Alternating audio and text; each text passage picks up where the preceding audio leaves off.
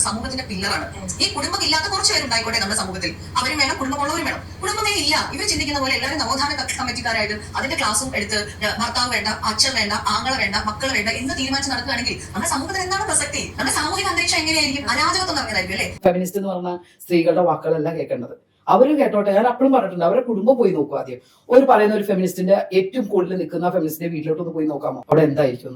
അച്ഛനുണ്ടാവില്ല, അമ്മ ഉണ്ടാവില്ല, ഭർത്താവ് ഉണ്ടാവില്ല, മോനുണ്ടാവില്ല. മിക്കവാറും അങ്ങനെയായിരിക്കും ഞാൻ പറയുന്നത്. നവോത്ഥാന ആശയങ്ങൾ ഉൾക്കൊള്ളുന്ന ആളുകളെ കുറിച്ച് അവർ കുടുംബത്തിനെതിരാണ് എന്ന് പറയുന്ന ആ ഒരു, അല്ലെങ്കിൽ കുടുംബം എന്ന് പറയുന്ന സ്ട്രക്ചറിനെതിരാണെന്ന് പറയുന്ന ഒരു ചിന്താഗതി പൊതുവെ ഫെമിനിസത്തിനെ എതിർക്കുന്ന, പുരോഗമന ആശയങ്ങളെ എതിർക്കുന്ന, കുടുംബമായി ജീവിക്കുന്ന കുറച്ച് പോപ്പുലർ സൈഡിൽ നിൽക്കുന്ന ആളുകളിൽ പലരും പറഞ്ഞിട്ടുള്ളതാണ്, പുരോഗമനപരമായ ആശയങ്ങൾ ഉൾക്കൊള്ളുന്ന ആളുകൾ കുടുംബത്തിനെതിരല്ല, കുടുംബത്തിനകത്തുള്ള ജനാധിപത്യപരമല്ലാത്ത രീതികളെ എതിർക്കുന്നവരാണ്. അതായത് അവർക്ക് ഇഷ്ടമുള്ള ജോലി ചെയ്യാൻ സ്വാതന്ത്ര്യം ഉണ്ടായിരുന്നു, അവർക്ക് അവരുടെ കരിയറിന്റെ ഭാഗമായ ഒരു കാര്യത്തിന് പോകുമ്പോഴും കുഞ്ഞിന്റെ കാര്യം പൂർണ്ണമായി ഏറ്റെടുക്കാനും സ്വന്തം കാര്യങ്ങൾ, അവനവൻ കഴിക്കുന്ന ആഹാരം, കഴിച്ച പ്ലേറ്റ് കഴുകി വെക്കുന്ന ആ ശീലം മുതൽ ഇൻഡിപെൻഡൻ്റായി നിൽക്കുന്ന ഒരു പാർട്ട്ണർ അവർക്കുണ്ടായിരുന്നു. ആ പാർട്ട്ണർ നോർമലൈസ് ചെയ്യപ്പെടേണ്ടതാണ്.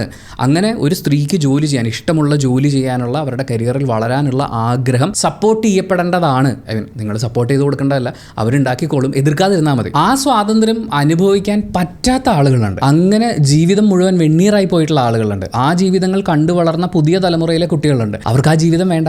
അങ്ങനെ ഒരു ജീവിതമായി പോകുമോ എന്ന് പറയുന്നൊരു സംശയമുള്ളത് കൊണ്ട്, അല്ലെങ്കിൽ അത്തരം ഒരു നല്ല പാർട്ട്ണർ വരുമ്പോൾ അയാളെ സെലക്ട് ചെയ്ത് ജീവിതം അങ്ങനെ മുന്നോട്ട് കൊണ്ടുപോകാം, അല്ലെങ്കിൽ ഒറ്റയ്ക്ക് ജീവിക്കാം, അതല്ലെങ്കിൽ പലതരം റിലേഷൻഷിപ്പ് പാറ്റേണുകൾ ഉണ്ട് എന്ന ആളുകൾ തീരുമാനിക്കുന്നത് അത് അവരുടെ പ്രതിഷേധത്തിന്റെ ഭാഗം കൂടിയാണ്, അവരുടെ അതിജീവനത്തിന്റെ മാർഗ്ഗമാണ്. ലക്ഷ്മിപ്രിയയെ സംബന്ധിച്ച് സ്വാതന്ത്ര്യങ്ങൾ മുഴുവൻ കട്ട് ഓഫ് ചെയ്യപ്പെടുന്ന ഒരു ജീവിതം അവർക്ക് അനുഭവിക്കേണ്ടി വന്നിട്ടില്ല. അവർ ഇന്നായിരിക്കുന്ന ഈ ഒരു ഇൻഡിപെൻഡന്റ് സിറ്റുവേഷനിൽ അവർക്ക് ആ പെയിൻ എത്രത്തോളം മനസ്സിലാക്കാൻ പറ്റുമെന്നുള്ളത് നമുക്കറിയില്ല. പക്ഷേ ആ സിറ്റുവേഷനിലൂടെ കടന്നു പോവേണ്ടി വന്ന ആളുകൾ അവരിനി അങ്ങനെ ഒരു തലമുറ ഇവിടെ ജീവിക്കരുത്, അല്ലെങ്കിൽ അങ്ങനെ കഷ്ടപ്പെടരുത് എന്നുള്ളത് കൊണ്ട് പുതിയ തലമുറയിലുള്ള ആളുകൾ അങ്ങനെ ഒരു ജീവിതത്തിലേക്ക് ഞങ്ങളെ തള്ളരുത് എന്ന് പറഞ്ഞുകൊണ്ട് അവർ മുറവിളി കൂട്ടുന്നതാണ്, അവർ ഫൈറ്റ് ചെയ്യുന്നതാണ് നമ്മൾ ഈ പുരോഗമന ആശയങ്ങളിലൂടെ കാണുന്നത്. അതിനെ ഈ പ്രിവിലേജിൻ്റെ മുന്നിൽ നിന്നുകൊണ്ട്, അല്ലെങ്കിൽ അതിൻ്റെ മുകളിൽ കയറി നിന്ന് ലക്ഷ്മിപ്രിയ തന്നെ പറയുന്ന ഭാഗ്യം, ഇറ്റ്സ് നോട്ട് ഭാഗ്യം കേട്ടോ, അതങ്ങനെയാണ്, ദാറ്റ്സ് നോർമൽ. ലക്ഷ്മിപ്രിയ ഈ കുടുംബമാണെല്ലാം, കുടുംബത്തിന് വേണ്ടി നമ്മൾ കുറച്ച് അഡ്ജസ്റ്റ് ചെയ്യണം എന്ന് പറയുന്ന ഒരു കാര്യം പറഞ്ഞു കഴിഞ്ഞാൽ ഇത് കേൾക്കുന്ന എല്ലാവരും ലക്ഷ്മിപ്രിയ ജീവിക്കുന്ന പോലത്തെ ഒരു സാഹചര്യത്തിലല്ല ഉള്ളത്. അല്ലെങ്കിൽ ലക്ഷ്മിപ്രിയ പറയുന്നത് കേൾക്കുന്ന ഭർത്താക്കന്മാർ